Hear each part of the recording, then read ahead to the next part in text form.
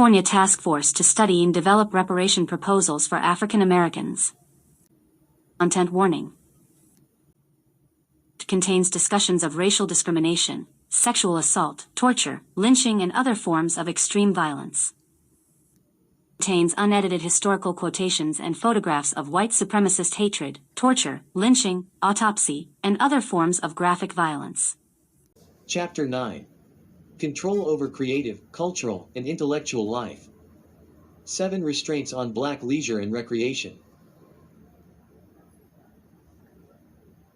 The United States, state and local governments have prohibited African Americans from participating in leisure 346 public parks, recreation centers, in pools 347 and the passageways to access them 348 are located away from black communities, restricted, or closed further, various government statutes.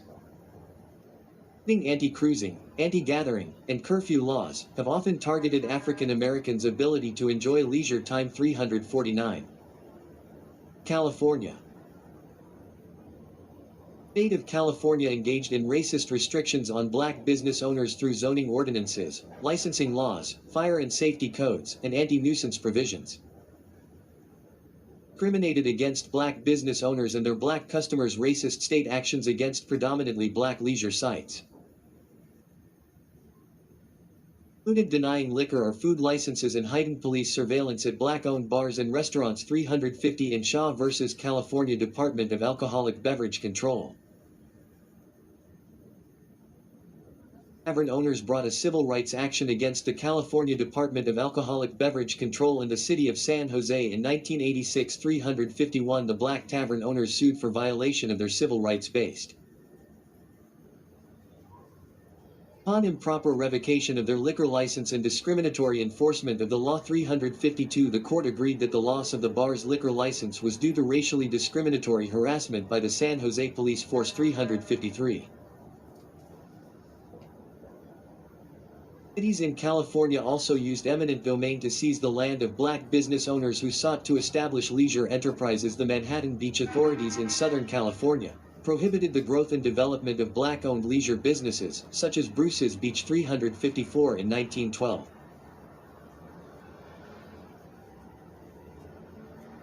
Willie, Bruce purchased 2 lots near Manhattan Beach from white real estate brokers for $1,225. She developed the land with a cottage, food establishment, and store, called Bruce's Lodge. 355 The lodge was popular with black Los Angeles residents. 356 By 1926.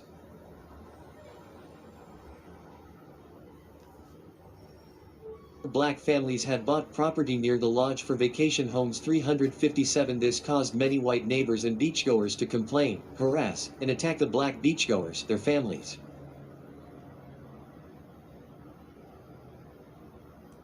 Establishments. 358 The Manhattan Beach Board of Trustees and a white Manhattan Beach resident threatened to report Bruce's Beach for allegedly selling liquor during the Prohibition, so that all the people on Bruce's property could be arrested. 359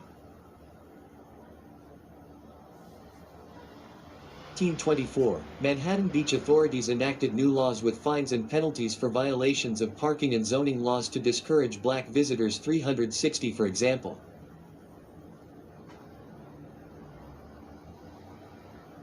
minute only, parking signage was put up to prevent visitors from staying because parking would be extremely limited. 361 Ordinance 273 prevented bathhouses in same area as Bruce's, so there could be no further bathhouse developments or expansions at the beach. 362 in 1924.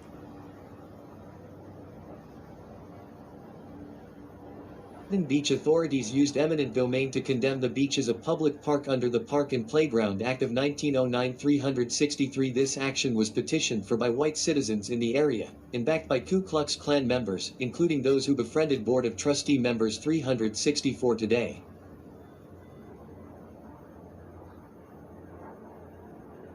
of land that were part of Bruce's Beach are worth an estimated $75 million. 365 In 2021, California Governor Gavin Newsom signed Senate Bill 796.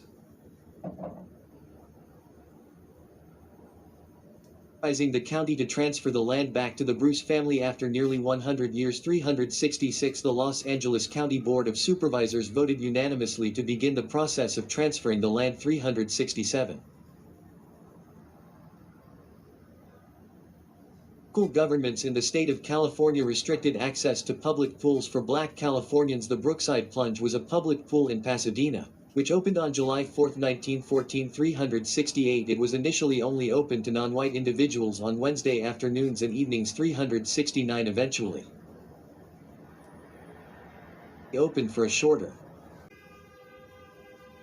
on Tuesdays between 2 p.m. and 5 p.m. in retaliation to a legal challenge from Black taxpayers in the area. 370 The Los Angeles branch of the National Association for the Advancement of Colored People sued the city for the denial of 6 black men to the pool. 371 Though they won, Pasadena closed the pool until the NAACP secured an injunction forcing the pool to reopen in 1947.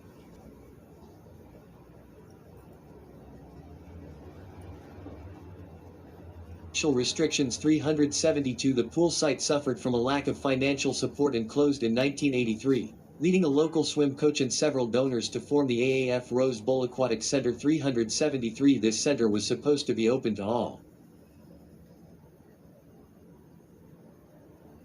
Access for black people due to the country club atmosphere. 374 The Pasadena City Council ignored this issue and allowed the formation of the center with public funds. 375 County police departments in California engaged in targeted harassment of black-owned businesses that provided leisure opportunities to black Californians. In 1927,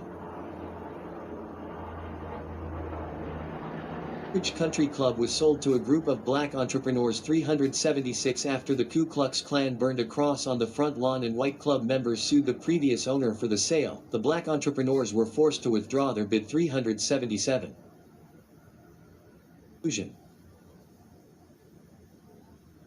African Americans have suffered from discrimination in almost every type of cultural and artistic pursuit, including arts, sports, leisure, fashion, literature, media, and music. The United States has historically denied African Americans to own their intellectual and artistic property and leisure activities without restriction, and receive fair compensation for their athletic talent. State and federal governments have endorsed blackface minstrelsy, promoted racist cinematic depictions of African Americans, allowed segregation in arts and culture, patents to black inventors, and punished African Americans for protesting racial injustice. Federal and state governments failed to protect black artists, culture makers, and media makers from discrimination while simultaneously promoting discriminatory narratives.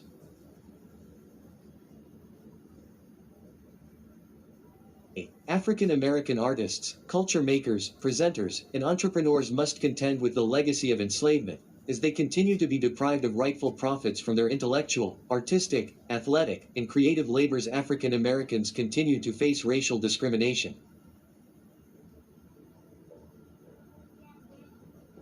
difficulties in obtaining patents and copyrights, and at times are not even compensated at all for their creative and physical labors. African Americans are weighed down by the legacy of enslavement, echoing the impacts felt by their ancestors. Attempt to pursue creative endeavors that empower and uplift black communities.